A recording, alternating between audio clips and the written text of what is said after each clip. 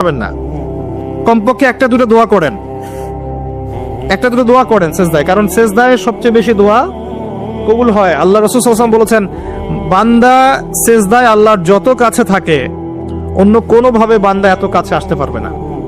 এবং এখানে তো দোয়ার জন্য হুজুর ডেকে এত খাওয়ানোর দরকার নাই, নিজে দোয়া করা শেখেন, নিজে দোয়া করা শেখেন, নিজের বাবার জন্য, মায়ের জন্য, আপনার আত্মীয় স্বজনের জন্য, আপনার নিজের জন্য, আপনার স্ত্রী সন্তানের জন্য, সমাজের জন্য, উম্মার জন্য, দেশের জন্য আপনি দোয়া করতে শেখেন।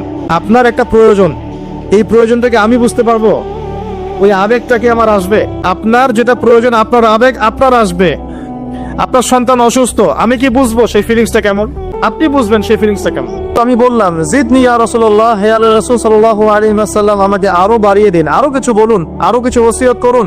তিনি বললেন, সাবধান থাকবে, বেশি হাসবে না, কারণ যারা অধিক পরিমাণে হাসাহাসি করে তাদের কলব মরে যায়, তাদের কলবের মৃত্যু ঘটে এবং চেহারার মধ্যে নূর চলে যায়, চেহারায় কোনো জ্যোতি বা নূর থাকে না।